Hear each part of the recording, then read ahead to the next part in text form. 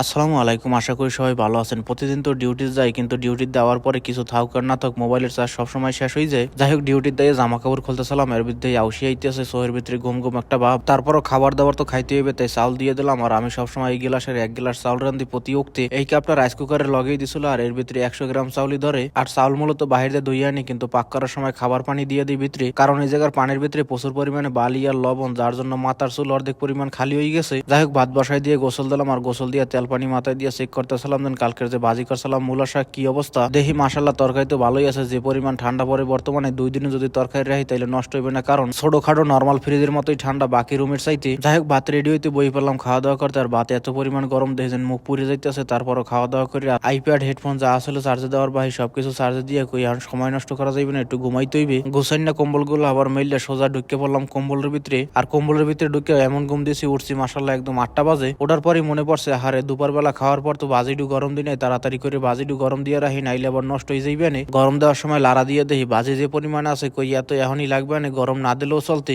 আমি প্রথমে মনে করছিলাম কালকের দুপুর পর্যন্ত খাওয়া যাবে, তাই গরম দিয়ে যদি না রাখি তাহলে কালকের দুপুরে নষ্ট হয়ে যাইবে। যাই হোক, যেহেতু অল্প পরিমাণ বাজি আছে তাই পাতিলের ভিতরে বই ফেললাম রাতের খাবার দাবার খাইতে। আর রাতের খাবার শেষ করে চলে এলাম যত পাতিল টাতিল আসলে সবকিছু একলাগে ধোয়ার লইগে। আমি যে পাতিলে খাই অনেকজনই খারাপ ভাবতে পারেন, কিন্তু খারাপ ভাবার কিছুই নাই, কারণ আমি পাতিলে খাই এই জন্য আলিশে মানে একটা প্লেট দোয়া বাঁচাইতে পারলেও অনেক বাঁচতে যায়। যাই হোক, সবকিছু দোয়া ফলার কাজ শেষ করে আবার ঘুম দিলাম, আর উঠলাম সকাল 6:30 বাজে। আর ঘুমের তুনি উঠে মুখ টুক দিয়ে সুন্দর মতো প্যান্ট শার্ট পরে রেডি হইলাম ডিউটিতে যাওয়ার জন্য। আর প্যান্ট পরার সময় খেয়াল করলাম যে ভরি আবার আগের লেভেলে চললেইতে আছে, এটা কমাবার ব্যবস্থা করতে হইবে। যাই হোক, বাসায় দিয়ে বাইরে প্রথমে নাস্তা পানি করলাম, এরপর গাড়ির দিয়ে রাই দিয়েছেন মাসাল্লাহ আজকের তো গাড়ি পুরাই ফাঁকা, তাই গাড়িতে বসে সোজা চলে এলাম ডিউটিতে। আর ডিউটিতে নাস্তা খাওয়ার সময় পানি খাইতে হইবে, যার জন্য এক তো ডাক্তারের রুম দিয়ে নিতে হইবে, আর নাইলে আরাবিয়ায় রাহা সেই জায়গাতে লইতে হইবে। ডাক্তারের রুমে চাবি আনতে যাইতে হইবে স্টোরে, যার জন্য চিন্তা করলাম যে আরাবিয়াটা লই করে লইয়ে আর পানি ওইটার ভিতর দিয়ে লমনে। যাই হোক, এরপর পানি লইয়ে বই পেলাম নাস্তা খাইতে। আর আজকে নাস্তার জন্য আনছিলাম সাম্বার আর নারিকেলের সবজি। আর নাস্তা পানি খাওয়া শেষ করে চলে এলাম মাঠের দিকে একটু রোদ পাওয়ার লইগে। আর এ জায়গা আওয়ার পর দেখি মাঠের ভিতরে নাজমুল ভাই হেরা সবাই কি জানি টোহাইতে আছে। চিন্তা করলাম কি টোহাই, যাই একটু দেখি আহি। আওয়ার পর দেখি হেরা সবাই সিরিয়াল দিয়ে বইয়া ঘাসের ভিতরে যে আগাছা আছে এইগুলো বাঁচতে আছে। আর এই জিনিসটা দেখে আমার দেশের ক্ষেতের কথা মনে পড়ে গেল। একসময় ঘাসি বাঁচতাম আগাছা হিসেবে, আর এই যে ঘাসের ভিতরে আগাছা বাঁচা লাগে। যাই হোক, হ্যাগো বাছাবাছি দেখতে দেখতে আমারও রোদ পয়েন্টে কাম শেষ হয়ে গেল। চলে এলাম কাজের দ্বারে। আইয়ে প্রথমে বড় বালতিটা লইয়ে সোজা চলে এলাম প্লেয়ার রুমে, কারণ প্লেয়ার রুমের ভিতরে দেখছি বেশি ময়লা আবর্জনা। ভিতরে বেশিরভাগই পানির কাপ কফির কাপ আর সবগুলা উড়িয়ে চলে এলাম বলদি আর কিসগুলা পাল্টাবার লাগিয়ে। আর এই জায়গায় পরিস্থিতি দেখে বুঝলাম যে কালকের যে কইছিলাম টিস্যু মনকায় পকেট হয়ে লই যায়, এই কথা মনকায় হনছে, যার জন্য হেরা মনকায় টিস্যু বাস্কেটের ভিতরে যে হালাইছে তো হালাইছে, কিন্তু বাইরে হালাই ঠিক আছে অর্ধেক। যাই হোক, গোসলখানার ভিতরে বলদি আর কিসগুলো পাল্টাই চলে এলাম ডাক্তারের রুমে। আর ডাক্তারের রুমের ভিতরে ঢুকেও দেখি মাশাল্লাহ এই জায়গার পরিস্থিতিও একদম সেম সেমই। যাই হোক, আমার কাজই হয়েছে এইটা ক্লিন করতে হইবে, একটা একটা করে সব বলদি আর কিসগুলো পাল্টাই দিলাম আগে।